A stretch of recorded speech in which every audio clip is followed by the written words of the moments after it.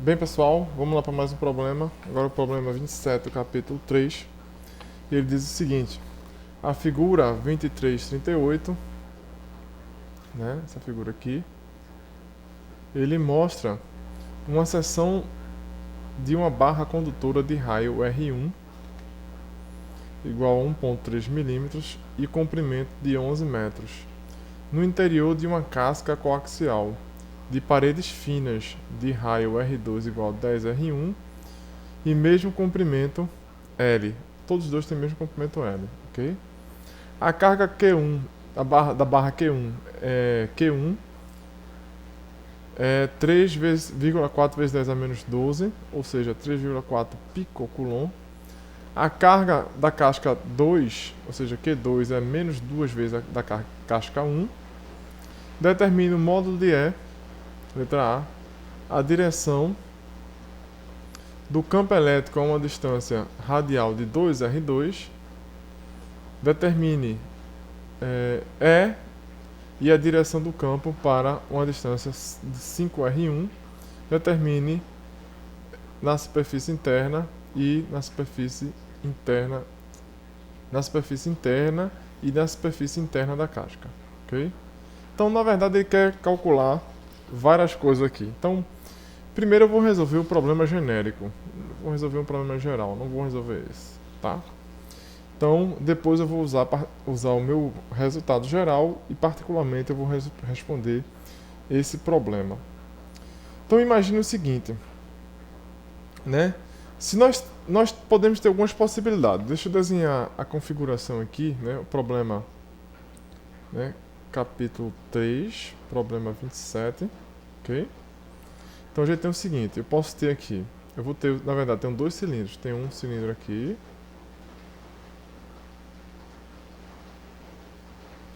e tem um cilindro no meio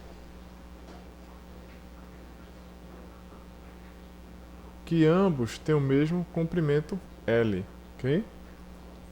Tem o mesmo comprimento, mesmo comprimento, ok? L, certo? Se eu for ver de perfil, né, esse negócio aí, eu vou olhar algo desse tipo assim. Então, eu vou olhar duas, né, aqui o condutor interno,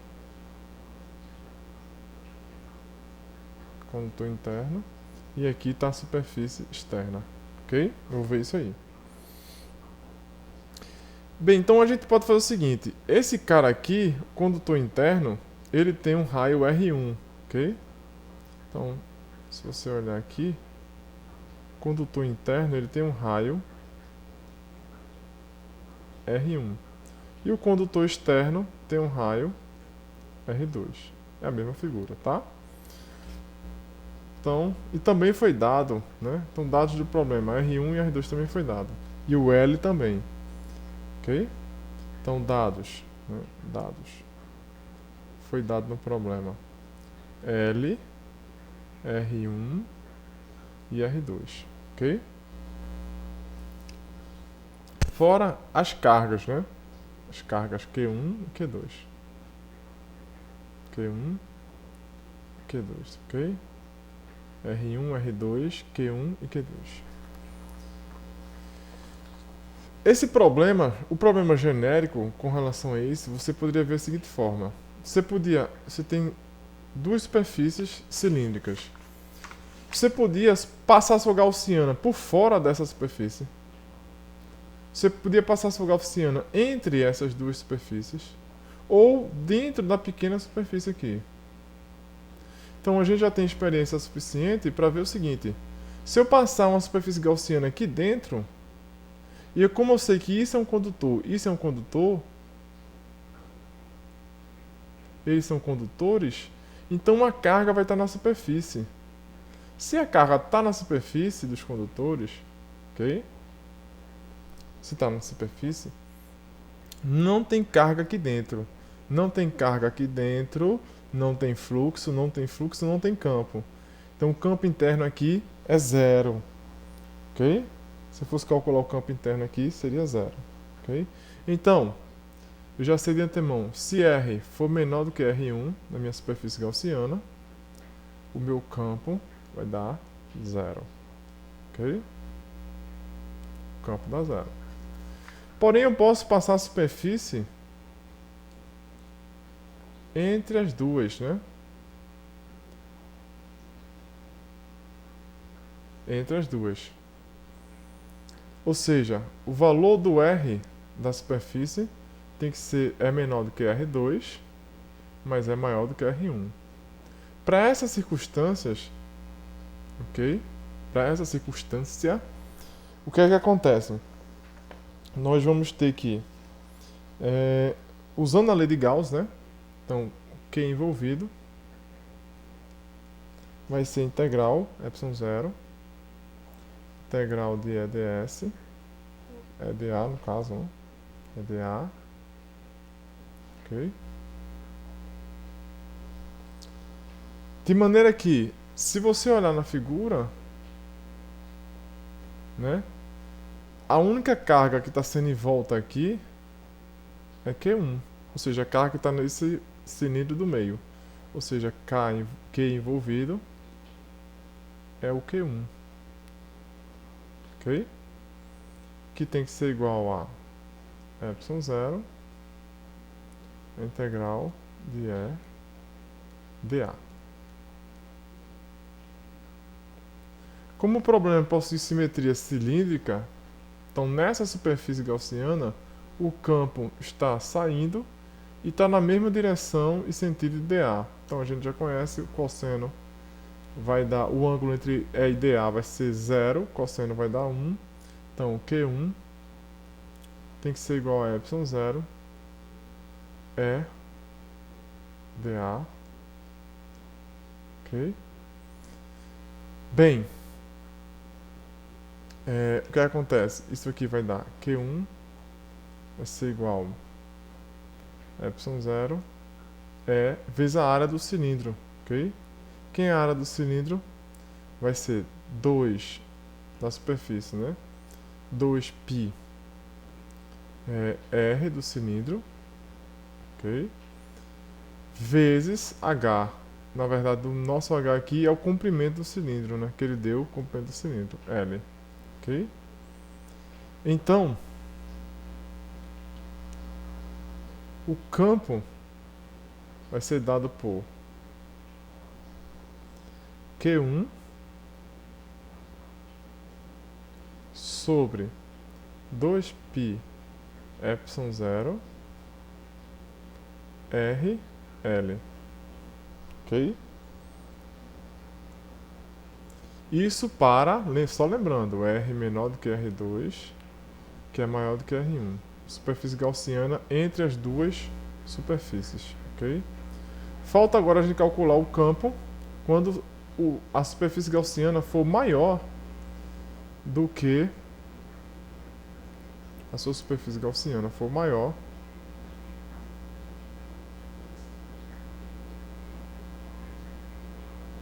do que o R2. Ou seja, nessa situação em que R é maior do que R2, o desenho seria o seguinte: você tem aqui a superfície externa, tem a superfície interna e você passa a sua gaussiana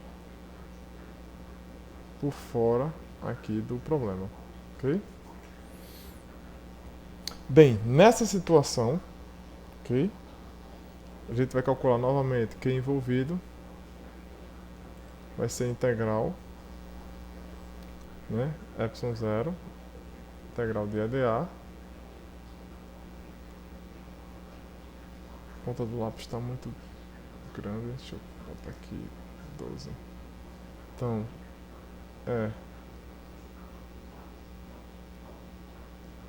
dA, ok?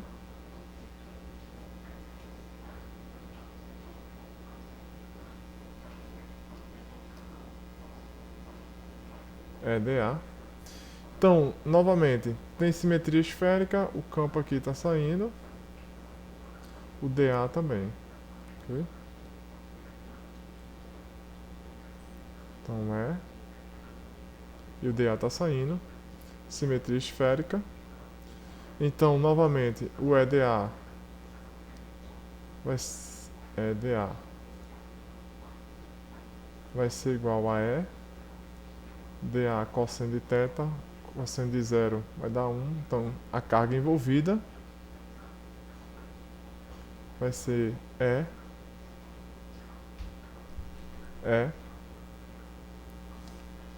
vezes a integral de dA, okay? Que vai dar a área de quem? Da superfície gaussiana, ou seja, ser 2πr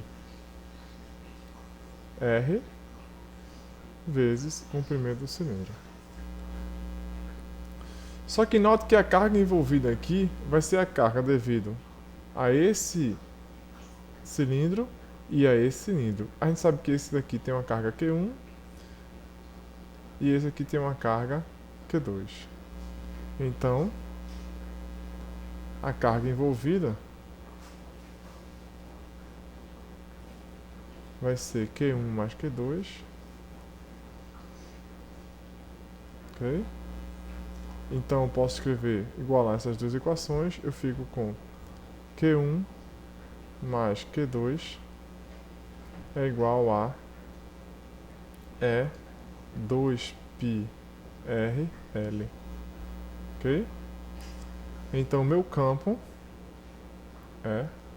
vai ser igual a Q1 mais Q2 sobre 2πrL, que é similar ao que a gente encontrou antes.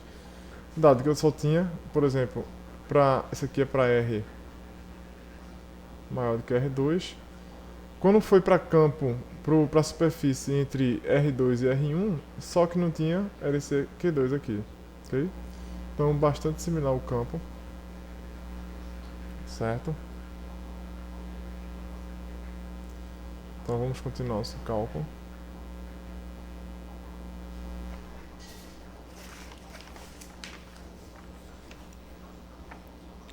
Então, agora nós vamos voltar para o problema.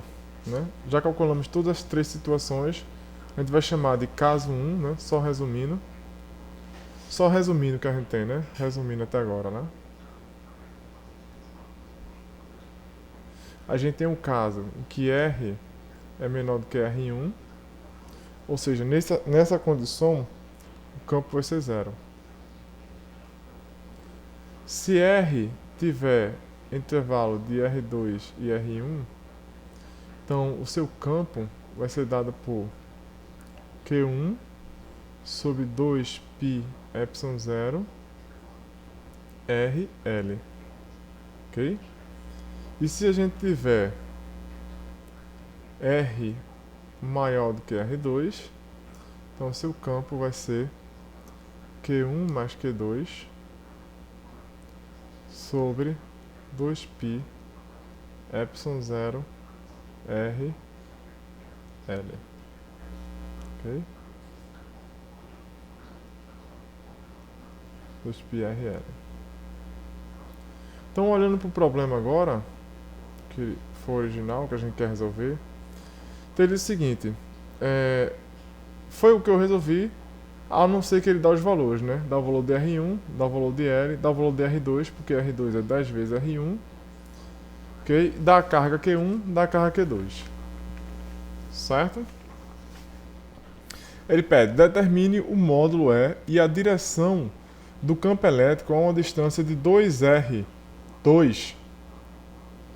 Note que se R1 tem um certo valor, R2 é 10 vezes R1, então 2 vezes R2 é uma distância tal, certo?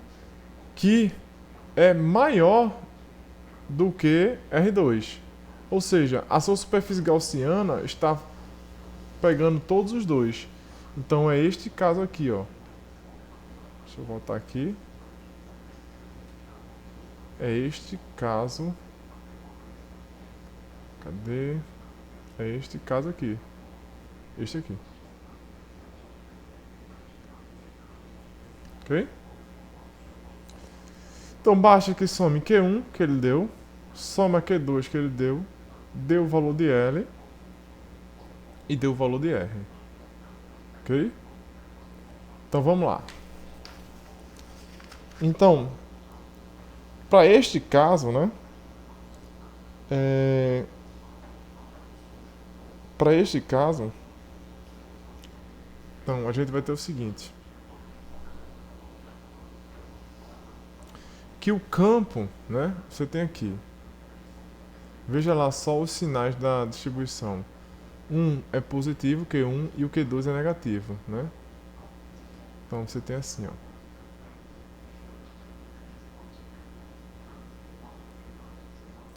Então, você tem aqui tem Q1 e nessa de cá você tem menos 2Q1. Obviamente, se você está passando a superfície gaussiana aqui, você vai verificar que o campo vai ser entrando. Ou seja, eu estou respondendo o item B, né? Que o campo é entrando.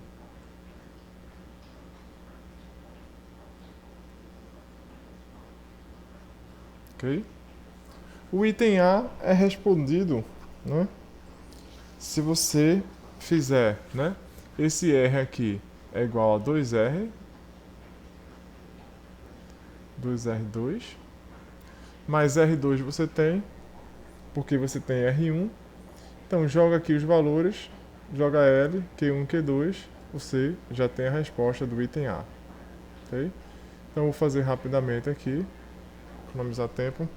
Então vamos lá. Então, Q1 mais Q2, né? Q1 mais Q2, ok? Vai ser igual a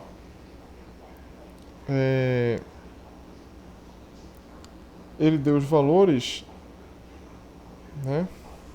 Q1 mais Q2 vai ser igual a Q1, Q2, que é esse de fora, é 2 vezes Q1 com sinal negativo, então menos 2Q1. Então essa carga total vai ser dada por menos Q1. Ok? Então essa expressão daqui de cima, você pode substituir esse Q1 mais Q2, Q1 mais Q2 por menos Q1. Ok? Então você ficaria com o campo é. Então o campo vai ser para essa situação, né? R igual a 2R2, só lembrando. Então você vai ter menos Q1 sobre 2π epsilon 0 R L. Ok? E agora eu posso substituir, né? Então ficaria substituindo esses valores, né? Então você teria o seguinte: o módulo do campo, né? Lembrando, Q1 é positivo, né? Então o módulo do campo, né? O módulo do campo vai ser o módulo disso aqui, ok? Então, lembrando que eu tenho que colocar o módulo aqui porque apareceu essa carga negativa, né? Então, o módulo do campo, se você olhar direitinho na sua integral, o fluxo daria negativo, que compensaria esse cara aqui, aí daria positivo. Como não compensei, eu vou colocar em módulo aqui. Então, estou interessado no módulo do campo, ok? Já sei que é para dentro, então não quero saber o sinal. Então, isso aqui vai ser Q1 sobre 2π epsilon 0 2R2 L, substituindo os valores.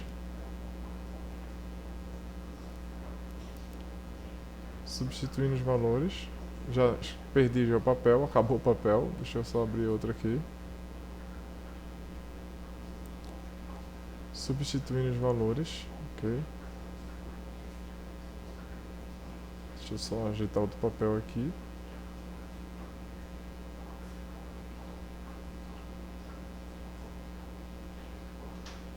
Aumentar nosso papel. Então, substituindo os valores, a gente vai ter o seguinte, que o campo vai ser igual a 3,4 vezes 10 a menos 12, dividido por 2 vezes 3,14, que é o π, vezes 2 vezes 10, que é o R1, que R2 na verdade é 10 vezes R1, vezes 10, vezes o R1, 3,3 vezes 10 a menos 3, vezes 11, que é o comprimento do cilindro, vezes, aqui embaixo ainda, 8,85, 10 a menos 12, que é o ε0. Se você calcular isso tudinho, você vai obter o campo 0,218 Newton por Coulomb. E aí você respondeu a letra A apenas. Faltamos responder ainda a letra C e a letra D, ok? Bem, para responder a letra C, né, e a letra D, a gente tem que avaliar qual é o valor do raio que ele vai dar agora, né? O valor da distância, na verdade, né? Que vai ser o raio da superfície gaussiana. Então, na letra C e D, ele quer de 5R1. Note que 5R1 é menor do que 10R1, ou seja, é menor do que R2. Mas é maior do que R1, ou seja, a gente está na situação em que R é menor do que R2 e maior do que R1, ok? Então, o nosso campo, o modo do campo, vai ser igual a, olhando aquelas equações que a gente já encontrou, Q1 sobre 2π ε0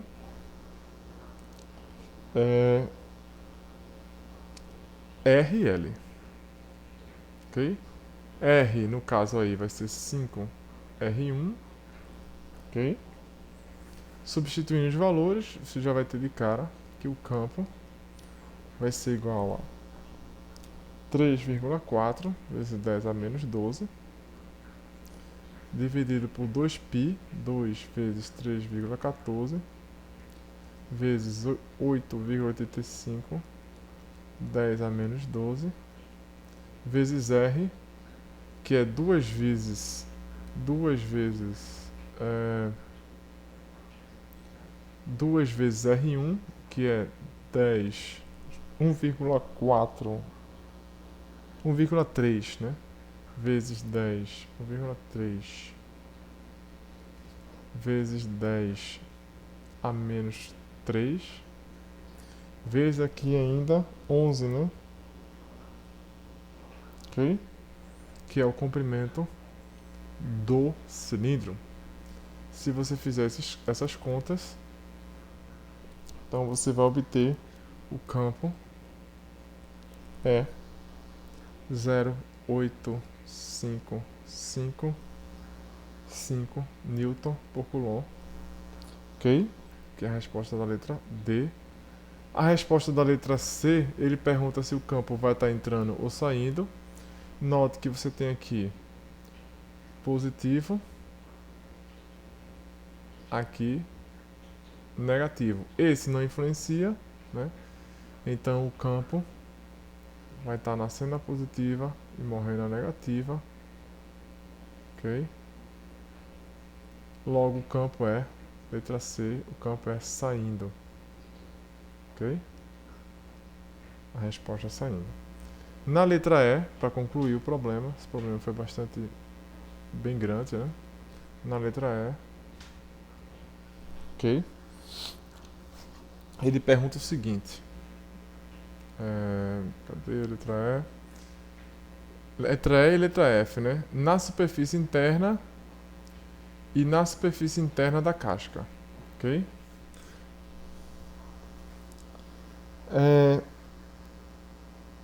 Lembre-se que isso é um condutor, né?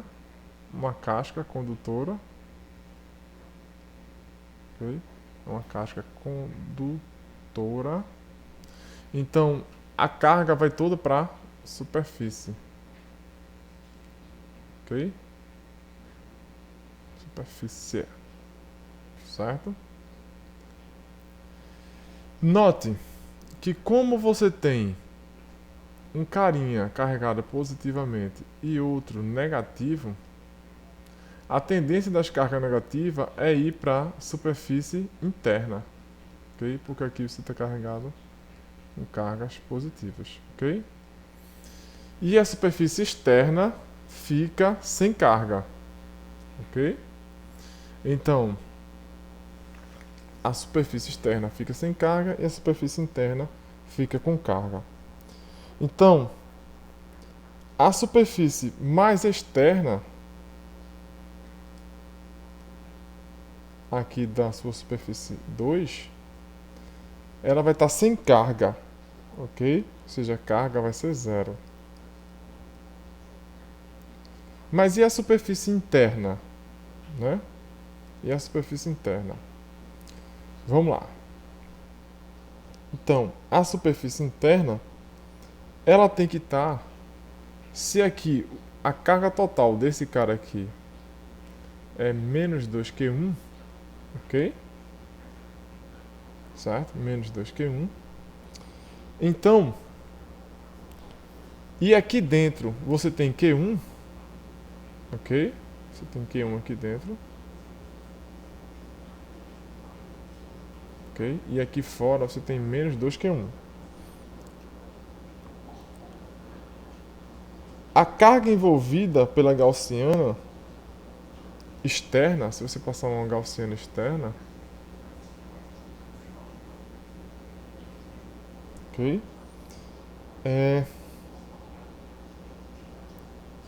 Para o campo dentro da casca, né? Ou seja, se você pegar a casca aqui, só lembrando, dentro da casca, a carga total aqui é menos 2Q1, correto? Menos 2Q1. Só que, se você passar uma superfície gaussiana aqui na casca, lembre que essa casca é muito fina, mas é um condutor, né? Então, o campo dentro do condutor tem que estar zero. Ok? Então, a carga que está aqui dentro tem que ser zero. Se você tem aqui Q1, como eu falei antes, entre a superfície gaussiana e a superfície interna, você tem que ter uma carga de menos Q1. Ok? Para que não haja campo elétrico na superfície gaussiana, ou seja, dentro do condutor. Então, a superfície interna... Então, isso aqui está errado, né? Então, a superfície interna tem que ser o quê? Deixa eu só botar aqui para o lado. Superfície interna. Superfície interna. A carga vai dar Q1. Ok? Menos Q1. Devido que você tem uma carga de Q1 aqui dentro. Aí quando você tira uma superfície gaussiana aqui,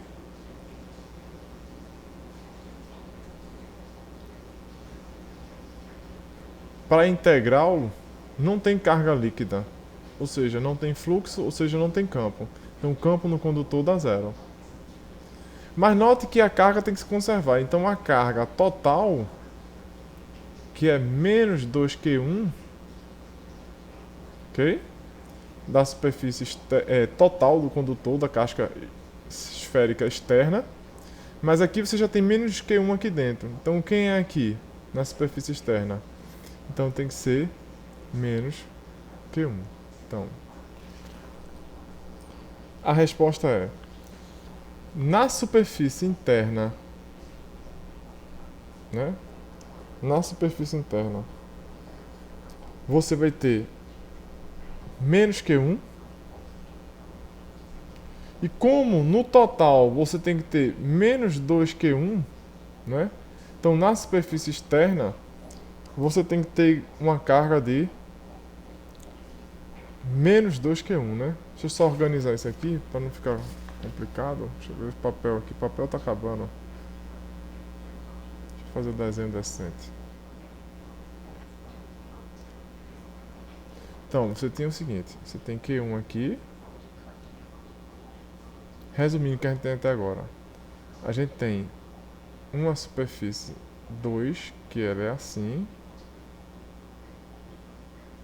Ok? Então, nesta superfície aqui, aqui eu tenho Q1. Então, para que zere aqui a superfície gaussiana, ok? Zere o campo no condutor, nessa superfície gaussiana, entre as duas partes da casca aqui. Então, você tem que ter Q1 somado com essa carga tem que ser zero. Então, que carga é essa? Menos Q1. Que é a carga da superfície interna. Ok? Só que essa superfície aqui tem menos 2Q1 de excesso. Como Q1 de excesso negativo está na superfície interna, ela tem que ter Q1 de excesso na superfície externa. Então, ela tem que ser menos Q1 na superfície externa. Então, a da superfície interna é igual à da superfície externa. Ok? Certo? E é isso aí, pessoal. Até a próxima. Bons estudos.